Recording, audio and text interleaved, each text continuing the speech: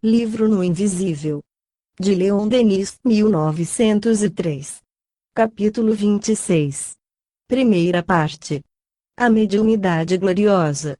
Os médiuns do nosso tempo são muitas vezes tratados com ingratidão, desprezados, perseguidos.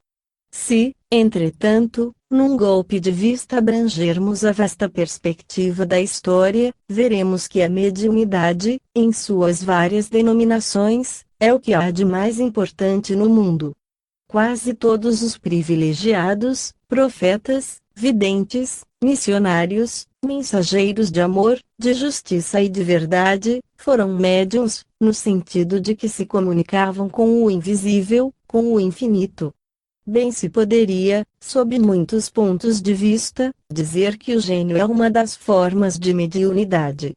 Os homens de gênio são inspirados, na acepção fatídica e transcendental dessa palavra. São os intermediários e mensageiros do pensamento superior. Sua missão é imperativa. É por eles que Deus conversa com o mundo, que incita e atrai a sua humanidade. Suas obras são fanais que ele acende pela extensa rota dos séculos afora. Devemos, por isso, considerá-los meros instrumentos, e não terão eles direito algum à nossa admiração? Assim não o entendemos. O gênio é antes de tudo uma aquisição do passado, o resultado de pacientes estudos seculares, de lenta e penosa iniciação, que vieram a desenvolver no indivíduo aptidões imensas, uma profunda sensibilidade, que o predispõe às influências elevadas. Deus reserva-los unicamente àquele que por muito tempo a procurou, pediu e com veemência desejou. Schlegel, falando dos gênios, formula esta pergunta: são verdadeiramente homens, esses homens? São homens, sim, em tudo, que têm de terrestre, por suas fraquezas e paixões. Padecem todas as misérias da carne, as doçuras, as necessidades, os desejos materiais. O que, porém, os faz mais que homens, o que neles constitui o gênio, é essa acumulação dos tesouros do pensamento, essa lenta elaboração da inteligência e do sentimento através de inumeráveis existências, tudo isso fecundado pelo influxo, pela inspiração do alto, por uma assídua comunhão com os planos superiores do universo. O gênio, sob as mil formas que reveste, é uma colaboração com o invisível, uma assunção da alma humana à divindade. Os homens de gênio, os santos, os profetas, os grandes poetas, sábios, artistas, inventores, todos quantos têm dilatado o domínio da alma, são enviados do céu, executores dos desígnios de Deus em nosso mundo. Toda a filosofia da história aí se encerra. Haverá espetáculo mais belo que essa ininterrupta cadeia mediúnica que liga os séculos entre si, como as páginas de um grande livro da vida, e integra todos os acontecimentos, mesmo os mais aparentemente contraditórios, no plano harmônico de solene e majestosa unidade. A existência de um homem de gênio é como um capítulo vivo dessa grandiosa Bíblia. Surgem ao começo os grandes iniciados do mundo antigo, os próceres do pensamento, aqueles que viram o espírito fulgurar nos cimos ou se revelar nos santuários da iniciação sagrada: Orfeu, Hermes, Krishna, Pitágoras, Zoroastro, Platão, Moisés, os grandes profetas hebreus, Isaías, Ezequiel, Daniel. Virão mais tarde João Batista, o Cristo e toda a pleiade apostólica, o vidente de Patmos, até a explosão mediúnica de Pentecostes, que vai iluminar o mundo, segundo a palavra de Joel, e ainda Hipatia, a Alexandrina, e Veleda, a druideza. É no augusto silêncio das florestas e das montanhas, pelo desprendimento das coisas sensíveis, na prece e na meditação, que o profeta, o vidente e o inspirado se preparam para sua tarefa. O invisível só se revela ao homem solitário e recolhido. Platão recebe suas inspirações no cimo do Imeto, Maomete no Monte Hira, Moisés no Sinaí. Jesus entra em comunhão com o Pai, orando em lágrimas, no Monte das Oliveiras. O profetismo em Israel, durante 20 consecutivos séculos, é um dos fenômenos transcendentais mais notáveis da história. A crítica contemporânea nada compreendeu ou fingiu nada compreender em tal sentido, acreditou simplificar tudo, recorrendo à negação. A exegese católica desnaturou o fato, imaginando explicar tudo com uma só palavra, o milagre. E, todavia, outra expressão mais justa encontrou, quando denominou os profetas de harpas vivas do Espírito Santo. Assim, nesse ponto, como em tantos outros, a ciência e a religião, isoladas, não podem ministrar mais que incompletas noções, só a doutrina espírita, que serve de traço de união entre uma e outra, as pode reconciliar. O Espiritismo penetrou o mistério aparente das coisas, projeta as claridades do além sobre a teologia, que completa, e sobre o experimentalismo, que esclarece. A verdade é que os profetas israelitas são médiuns inspirados, esta é a única denominação que lhes convém, como veremos adiante, com exemplos colhidos na Bíblia. Eles nos demonstrarão que a história de Israel é o mais belo poema mediúnico, a epopeia espiritualista por excelência. É o que um dia indubitavelmente dirá a exegese científica. E graças a ela se dissiparão as obscuridades dos livros sagrados. Tudo se explicará, tudo, ao mesmo tempo, se tornará simples e grande. A origem do profetismo em Israel é assinalada por imponente manifestação.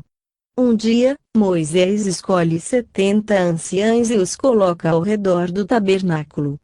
Jeová revela sua presença em uma nuvem, imediatamente as poderosas faculdades de Moisés se transmitem aos outros e eles profetizaram. 276. Início da nota do redator. 276. Segundo a Escritura, profetizar não significa unicamente predizer ou adivinhar, mas também ser impulsionado por um espírito bom ou mau, Reg. Trad. Glaire, capítulo 18, 10. Encontram-se muitas vezes estas expressões na boca dos profetas: o peso do Senhor caiu sobre mim, ou ainda, o Espírito do Senhor entrou em mim. Esses termos claramente indicam a sensação que precede o transe, antes de ser o médium tomado pelo Espírito. E ainda, vi, e eis o que disse o Senhor, o que designa mediunidade vidente e auditiva simultâneas. Se entre vós se achar algum profeta, eu lhe aparecerei em visão. Números, capítulo 12, 6. Porei na sua boca as minhas palavras. Deut. 18, 18. O Espírito me levantou e me levou consigo. Ezequiel 3, 14. Caso de levitação que se aplica igualmente ao apóstolo Filipe. Como em nossos dias, a mediunidade se achava por igual espalhada nos dois sexos. Havia profetas e profetisas. As mais célebres entre estas são Maria, irmã de Moisés, Débora, Olda, Ana, mãe de Samuel, Abigail, Esther, Sara, Rebeca e Judite. Fim da nota do redator. O tabernáculo aí representa um acumulador ou condensador fluídico, é um meio de exteriorização, como os espelhos de metal brilhante, fixando-se nele o olhar, provocava-se o transe. A manifestação de Jeová na nuvem é uma espécie de materialização. Esta, como vimos, sempre começa por uma aglomeração nebulosa, vaga a princípio, na qual a aparição se desenha e toma forma pouco a pouco. Jeová é um dos Elohim, espíritos protetores do povo judeu e de Moisés em particular. Sob a influência que no momento exerce, os poderes espirituais de Moisés se transmitiram aos 70 anciães, como os poderes do Cristo se transmitiram mais tarde, parcialmente, aos apóstolos, no cenáculo, e como hoje em dia vemos, em certos casos, a mediunidade transmitir-se de uma pessoa a outra por meio de contato e de passes. Assim começa o profetismo, ou mediunidade sagrada, em Israel.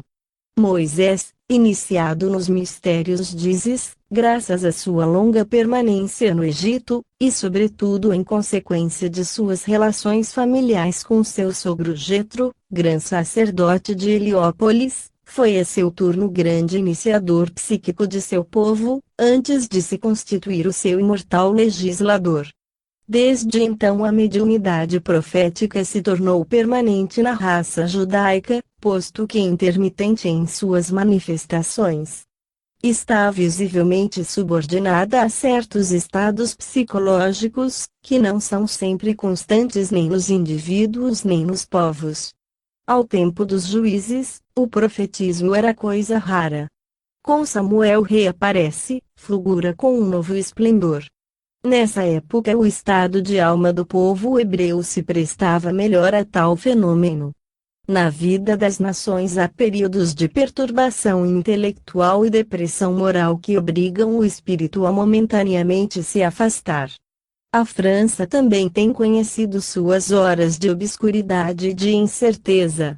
Tendo compreendido que a mediunidade transcendente está subordinada às disposições morais dos indivíduos e das sociedades, Samuel instituiu escolas de profetas, isto é, agremiações em que os seus membros se iniciavam nos mistérios da comunicação fluídica. Essas escolas eram estabelecidas em certas cidades, de preferência, porém, nos vales solitários ou nos recôncavos das montanhas. O estudo, a contemplação do infinito, no silêncio e beleza das noites, ao cintilar das estrelas, ou ainda à claridade do dia, sob o límpido céu do Oriente, prepara o discípulo profeta para receber o influxo do alto. A soledade o atrai, à medida que se afasta dos homens e se insula, uma comunhão mais íntima se estabelece entre ele e o mundo das forças divinas. Pelos desfiladeiros profundos das montanhas da Judeia, nas desertas cavernas da cadeia selvagem de Moabe, ele sonha, presta ouvido atento às mil vozes dessa natureza austera e grave que o rodeia. É que a natureza inteira, penetrada pela substância divina, é um médium, isto é, um intermediário entre o homem e os seres superiores. Tudo se liga no universo imenso, uma cadeia magnética prende entre si todos os seres, os mundos todos. Só a nossa ciência é fragmentária e o excesso dissolvente do espírito crítico foram capazes de destruir essa magnífica síntese e insular o homem moderno do resto do universo e de seus harmoniosos planos. A música desempenhava também grande papel na iniciação profética, 277. Início da nota do redator, 277. Ver, quanto às escolas de profetas, o estudo abundantemente documentado do cardeal Meignán, Les Prophètes de Israel, considerações preliminares, páginas 14 e seguintes, Le Coffre, editor. Fim da nota do redator. É sabido que essa arte imprime o ritmo na emissão fluídica e facilita a ação das entidades invisíveis. A preparação era laboriosa, difícil o noviciado. Durante os 2 primeiros anos, o aspirante profeta era simplesmente médium passivo, depois, aprendia a tornar-se ativo e, pela exteriorização, a ler no invisível os quadros, a norma dos acontecimentos futuros. Esse exercício era longo e sujeito muitas vezes a enganos. 278. Início da nota do redator, 278. Na visão profética os planos visuais sucessivos são muitas vezes invertidos, e transtornadas as leis da perspectiva. É o que torna tão obscuros os oráculos proféticos de todos os tempos, particularmente os oráculos bíblicos. Todos os sucessos da história estão previstos por Deus e gravados em sua luz. A maior dificuldade consiste em os poder e saber ler, porque é muito difícil distinguir o passado do futuro nessa rápida visão. É por isso que o oráculo fala sempre no passado, mesmo quando se trata do presente. Assim a grande epopeia humana, com seus dramas, seus episódios tão múltiplos e movimentados, está inscrita na divina luz, de onde pode, concretando-se, refletir-se no cérebro do vidente. Fim da nota do redator. Influências sucessivas e contrárias se apossavam não raro dos profetas. Tal é o exemplo de Balaão, que parte para amaldiçoar as tribos e é obrigado a profetizar a sua glória. Nunca, como nesse episódio bíblico, foi mais patente a dualidade dos espíritos inspiradores. Será difícil, às vezes, distinguir na mediunidade, qualquer que seja sua natureza, a parte do médium e a do espírito. Daí contradições aparentes, uma espécie de luta psicológica íntima entre o médium e o que o inspira, é o combate simbólico de Jacob e o anjo, mas o espírito sempre termina por vencer e sua luz impregna vitoriosamente a mentalidade e a vontade do sensitivo. Convém, todavia, não esquecer que o espírito, quando é de natureza elevada, jamais violenta o sensitivo de que se apodera, respeita a sua personalidade, a sua liberdade, procede sempre com delicadeza e só emprega a persuasão. É por esse motivo que cada profeta, quer seja grande como Isaías ou humilde como o pastor Amós, conserva, no desempenho de sua missão, a linguagem habitual e o cunho de sua personalidade. Assim, em nossos dias, dois médiuns, ao interpretarem a mesma revelação, não se exprimirão nos mesmos termos nem verão com igual clareza. A cada página da Bíblia encontramos textos que afirmam a mediunidade sob todas as suas formas e em todos os seus graus. Sob os nomes de anjos, deuses, etc., os espíritos protetores dos homens ou das nações tomam parte em todos os fatos, intervêm em todos os acontecimentos. 279. Início da nota do redator. 279. Quer seja uma voz, uma luz, uma visão ou qualquer outro fenômeno, o vidente exclama: eu vi Deus, face a face. Gênesis 32, 30.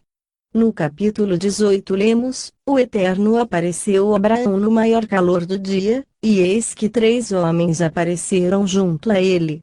Esses homens discutem com Abraão e acompanham a Lote. É evidente que o texto quer dizer homens de Deus, ou espíritos. Vi um Deus subir da terra, diz a pitonisa de Endor a Saul. É sabido que se trata do espírito Samuel, a dúvida é inadmissível. 1 Reis 28, 7, 20. Samuel prediz a Saul sua morte próxima e a de seus filhos, acontecimento que se realizou. Fim da nota do redator. Moisés é evidente e auditivo. Ele vê Jeová, o Espírito protetor de Israel, na sarça do Horebe e no Sinai. Quando se inclina diante do propiciatório da Arca da Aliança, escuta vozes. Número 789. É médium escrevente quando, sob o ditado de Elohim, escreve as tábuas da lei. Médium ativo, magnetizador poderoso, quando fulmina com uma descarga fluídica os hebreus revoltados no deserto. Médium inspirado, quando entoa seu maravilhoso cântico após a derrota do faraó. Moisés apresenta ainda o gênero especial de mediunidade, a transfiguração luminosa, observada em certos fenômenos contemporâneos. Quando ele desce do Sinai, traz na fronte uma auréola de luz. Samuel, cujo nascimento, como dos predestinados, foi precedido de oráculos e de sinais, tornou-se profeta desde a infância. Dormindo no templo, é muitas vezes despertado por vozes que o chamam, lhe falam no silêncio da noite e lhe anunciam as coisas futuras. 1 Reis 3, 1 a 18. Esdras, livro 4, capítulo 14, reconstitui integralmente a Bíblia que se tinha perdido, e isso em condições em que ainda se patenteiam diferentes gêneros de mediunidade. A voz lhe diz: prepara uma grande porção de tabuinha e ajunta-se com 5 escribas expeditos e hábeis. E eu acenderei em teu coração a lâmpada da inteligência, que não se apagará até que tenhas acabado de escrever o que houveres começado. Minha boca se abriu e não tornou a fechar-se. Ditei sem cessar, noite e dia. E o Altíssimo deu inteligência aos 5 homens que estavam comigo, e eles escreveram as revelações da noite, coisa que não compreendiam. E assim, durante 40 dias, foram escritos 204 livros, 280. Início da nota do redator 284, Esdras, 10, 41 a 44. Fim da nota do redator. Job teve uma visão que é o tipo perfeito da materialização espírita. Todo o livro de Job está repleto de iluminações e de inspirações mediúnicas. Sua própria vida, atormentada de maus espíritos, é um assunto de estudos muitíssimo sugestivos. A Bíblia menciona casos frequentes de obsessão, entre outros, em Saul, que é muitas vezes subjugado por um espírito colérico, em sua alma abandonada, um espírito maligno se introduz. 281. Início da nota do redator 281. Reis, 16, 14. Fim da nota do redator. É um fenômeno de incorporação perfeitamente caracterizado. Saul foi ao começo um médium do Senhor, mas, em consequência de faltas graves e de uma vida desordenada, perdeu sua faculdade ou, antes, se tornou instrumento de espíritos inferiores. Essa perda, ou enfraquecimento dos poderes mediúnicos é frequente nos que se deixam dominar pelas paixões. A mediunidade se deprime e desaparece sem causa aparente, mas, ordinariamente, porque se modificaram as disposições íntimas do médium. A missão dos profetas, como a dos médiuns contemporâneos, era acidentada de ciladas. São dignos de ler-se, no capítulo 11 da Epístola aos Hebreus, as provas, as humilhações, os sofrimentos por que passavam esses médiuns inspirados. Uma das mais penosas tarefas da vida do profeta era lutar contra os impostores. Sempre houve, e haverá sempre, falsos profetas, isto é, médiuns impulsionados por espíritos malignos. Seu objetivo, ao que parece, é contrariar a ação dos verdadeiros profetas, semear a discórdia em seus centros habituais. Muitos grupos espíritas se têm desorganizado sob a influência dos espíritos inferiores. É por isso que a grande habilidade do espiritualista consiste em acautelar os centros contra a preponderância dessas nefastas influências, que se comprazem obstinadamente em perturbar a ação dos missionários de paz e de verdade. Em resumo, a obra dos profetas hebreus foi considerável. Suas prédicas monoteístas e moralizadoras prepararam o advento do cristianismo e a evolução religiosa da humanidade. Homens que praticavam a meditação, o recolhimento e a prece, os grandes médiuns israelitas sabiam e ensinavam que o comércio com o invisível é um princípio regenerador. Eles tinham por missão espiritualizar a religião de Moisés, que tendia a materializar-se, do mesmo modo que o espiritismo contemporâneo tem também a missão de espiritualizar a sociedade atual, que cada vez mais se dissolve, e reconduzir as igrejas às límpidas tradições do cristianismo primitivo.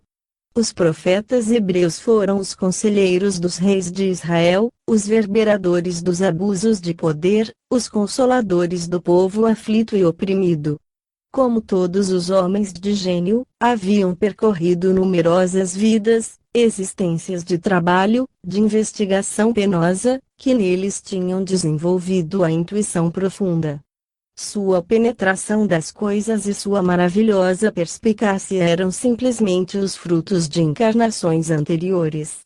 Tendo vivido no passado de Israel, possuíam uma perfeita inteligência da alma de sua nacionalidade. Assim, João Batista, que era a reencarnação de Elias, preparou eficazmente seus irmãos para a revelação de Jesus. O tema habitual do ensino profético era antes de tudo adoração em espírito e verdade. Os profetas combatiam energicamente o formalismo farisaico da lei e proclamavam abertamente que a circuncisão do sentimento vale mais que a da carne. Assim também em nossos dias os espíritos condenam as práticas materiais e o acanhado farisaísmo dos falsos devotos, de todos quantos, a pretexto de religião, substituem os preceitos do Evangelho por supersticiosas práticas.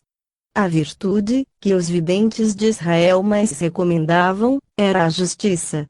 A palavra justo significava então o conjunto das virtudes, dar a Deus o que é de Deus e aos homens o que lhes pertence.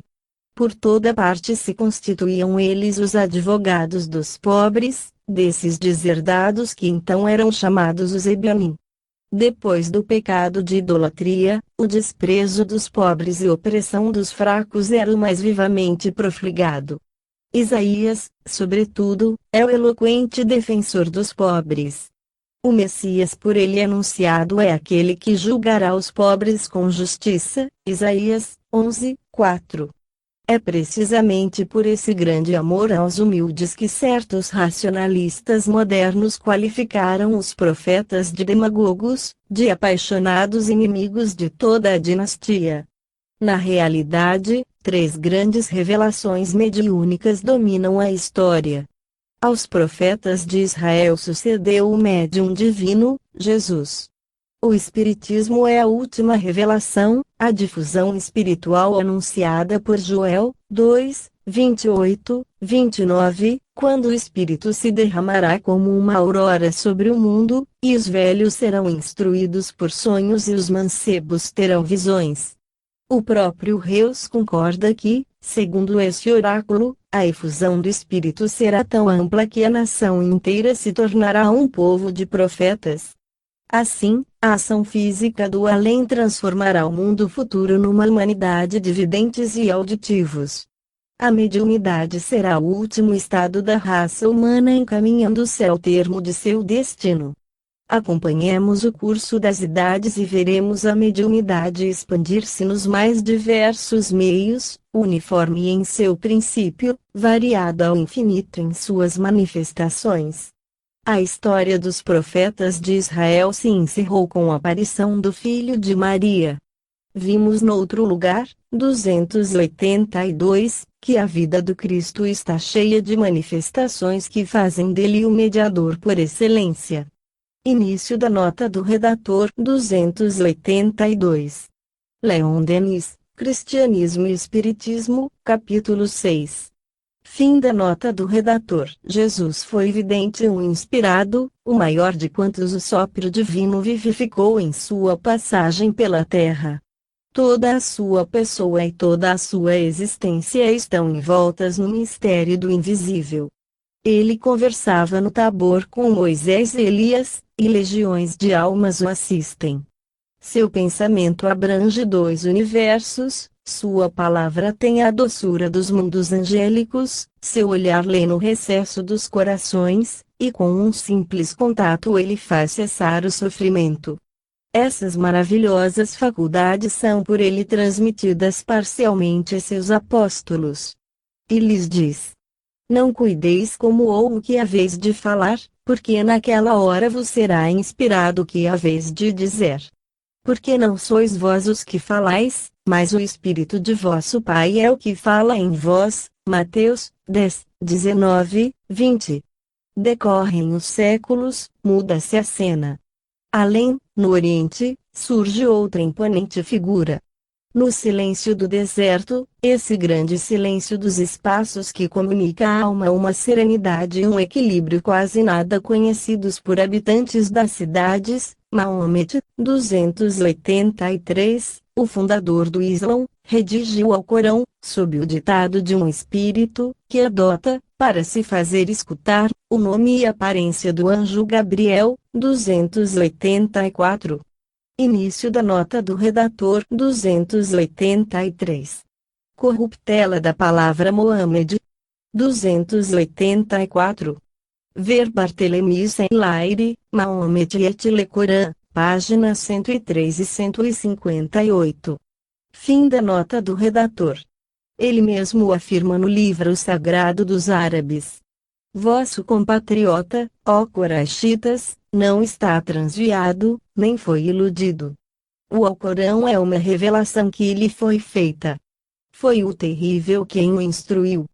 E ele revelou ao servo de Deus o que tinha a revelar-lhe. O coração de Maomete não mente, ele o viu. 285.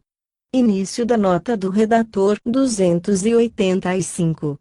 Alcorão, capítulo 53, 1 a 11. Tradução de Kazimierski. Fim da nota do redator. O Alcorão, diz ele, permanece como o mais belo monumento da língua em que foi escrito, e nada vejo que o iguale, na história religiosa da humanidade. É o que explica a influência enorme que esse livro tem exercido sobre os árabes, que estão convencidos de que Maomete, cuja instrução era rudimentar, não podia escrever esse livro, e que ele lhe foi ditado por um anjo. Singular coincidência, sua missão começa como a de Joana d'Arc, se lhe revela mediante vozes e visões. 286. Início da nota do redator. 286. Calcim de Perceval, Essai sur L. Histoire des Arabes. Fim da nota do redator. Como Joana, também ele por muito tempo se esquivara, mas o poder misterioso o arrasta contra sua vontade e humilde condutor de camelos torna-se fundador de uma religião que se estende sobre uma vasta região do mundo. Ele cria integralmente um grande povo e um grande império. Acerca de suas faculdades mediúnicas assim se exprime Bonnemere, 287. Início da nota do redator. 287. Bonnemere, L. Amiet ses manifestations à travers L. Histoire, página 210.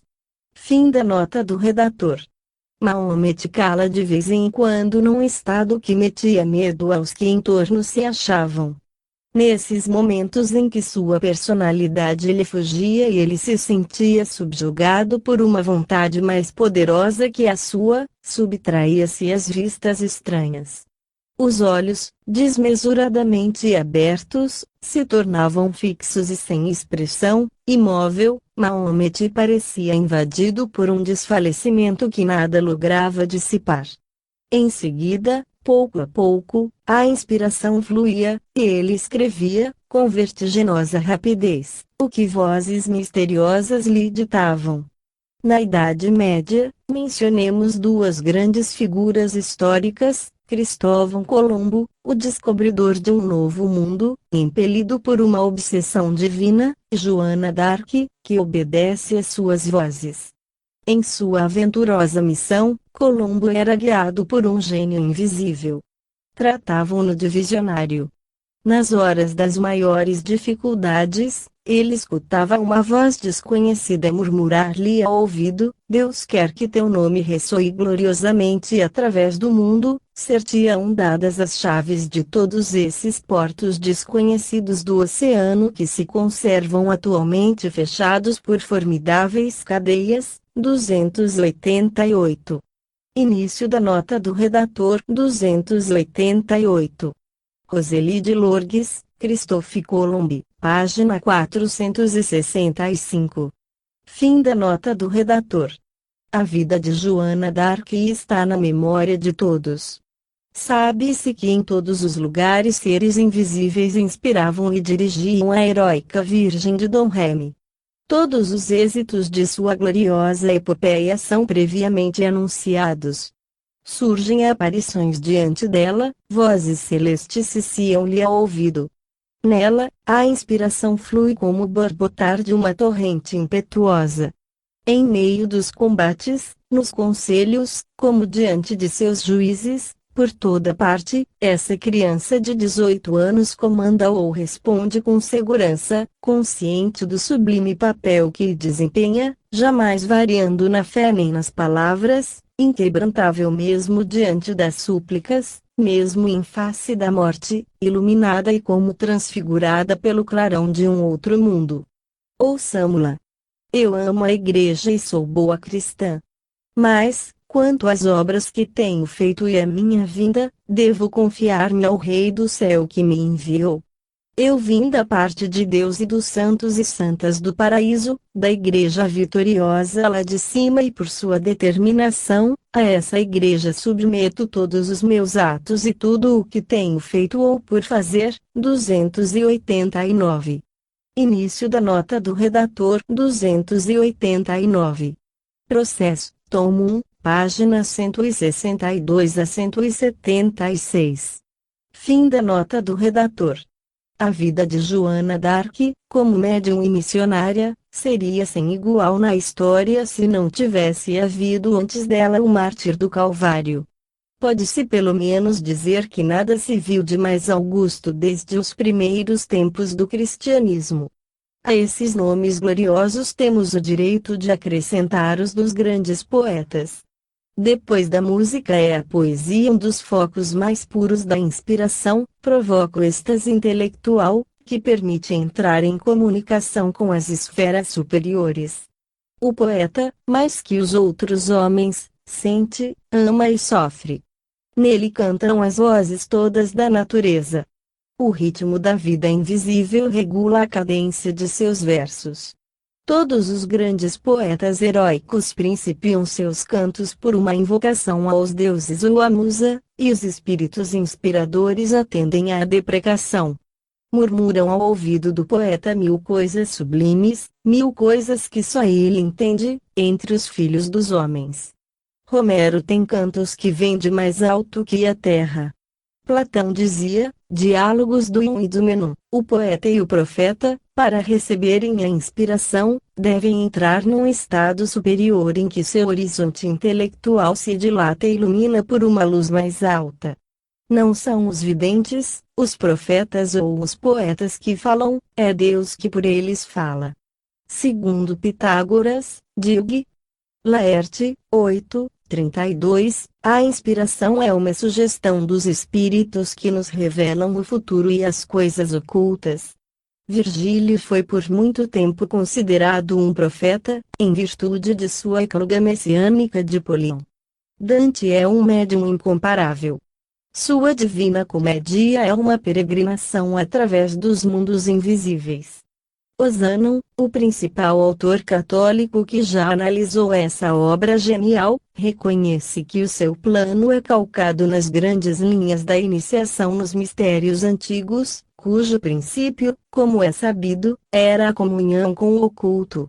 É pelos olhos da sua Beatriz, morta, que a liguia e vê o esplendor da viva luz eterna, que iluminou toda a sua vida. Em meio daquela sombria Idade Média, sua vida e sua obra resplandecem como os cimos alpestres quando se coloram dos últimos clarões do dia e já o resto da terra está mergulhado na sombra.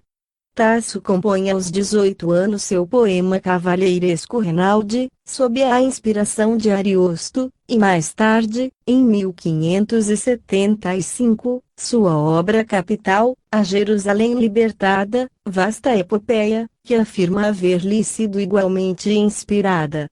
Shakespeare, Milton e Shelley foram também inspirados. Falando do grande dramaturgo, disse Victor Hugo, Forbes, no curioso fascículo compulsado por Warburton e perdido por Garrick, afirma que Shakespeare se entregava à magia e que em suas peças o que havia de bom lhe era ditado por um espírito. 290. Início da nota do redator. 290. Victor Hugo, W. Shakespeare, página 50. Fim da nota do redator.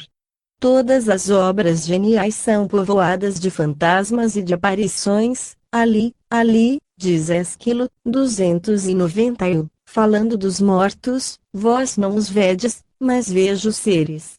O mesmo acontece a Shakespeare. Suas obras principais, 292, Hamlet, Macbeth, etc., contêm cenas célebres em que se movem aparições. Início da nota do redator. 291. Berthelot, Louis Menard de Tisson-Silvre, página 64. 292. Segundo uma tese recente, as obras principais de Shakespeare deveriam ser atribuídas ao chanceler Bacon. Outros críticos, tomando por base as relações do chanceler com os ocultistas e cabalistas do tempo, fazem de Shakespeare o médium de Bacon. Como quer que seja, os fatos assinalados nem por isso conservam menos todo o seu interesse e significação. Fim da nota do redator.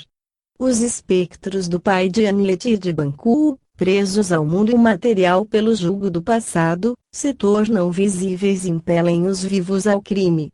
Milton fazia suas filhas tocarem harpa antes de compor seus cantos do paraíso perdido, porque, dizia ele, a harmonia atrai os gênios inspiradores. Eis o que disse de Shelley seu historiador, Medwin. Ele sonhava desperto, numa espécie de abstração letárgica que lhe era habitual, e depois de cada acesso os olhos lhe cintilavam, os lábios se agitavam em crispações e sua voz tremia de emoção.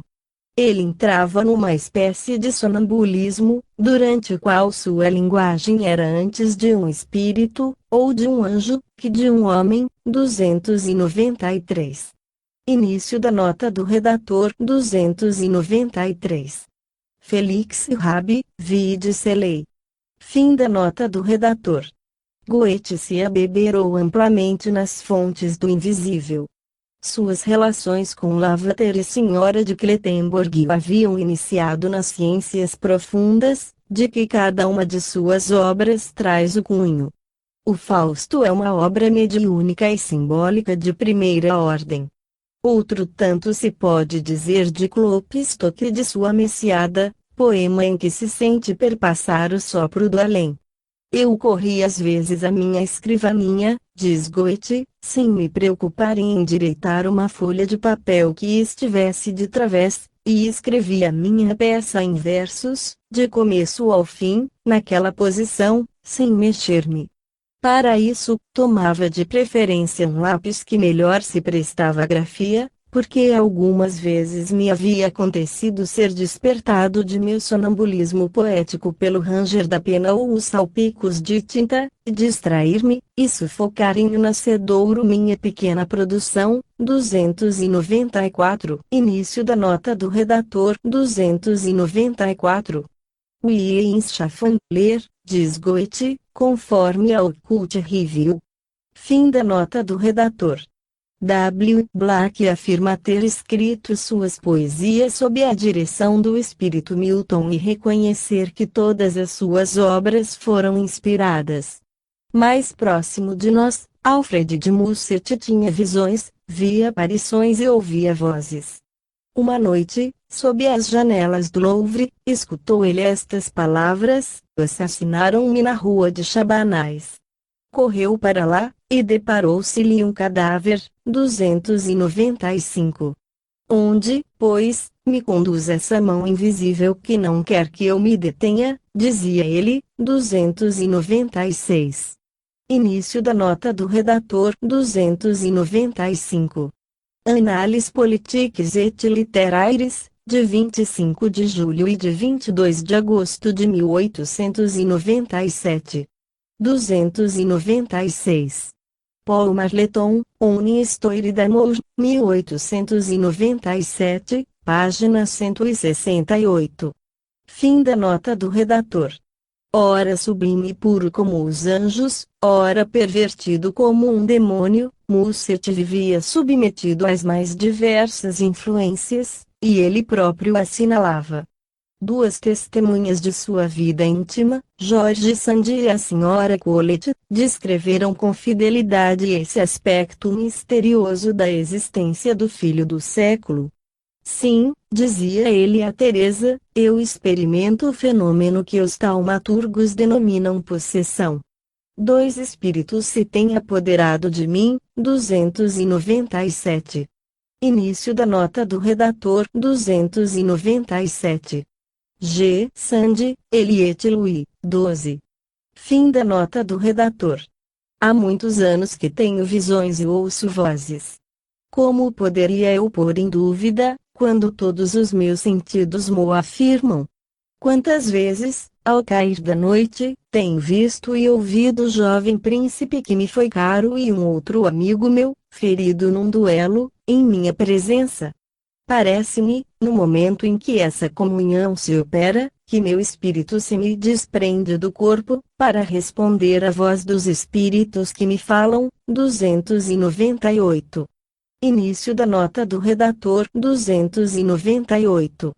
Senhora Colette, Louis, 23, páginas 368 e 369, e conferir Mélanges de Literature et de Critique, compilação da Senhorita Garella, 1839. Fim da nota do redator. A senhora Colette conhecia, feita pelo poeta, a narrativa de 3 aparições femininas, criaturas amadas e já mortas, de que ela faz uma comovedora descrição. 299. Início da nota do redator. 299. Senhora Colette, Louis, 23, páginas 369 e 381, e conferir Mélanges de Literature et de Critique, compilação da Senhorita Garella, 1839. Fim da nota do redator.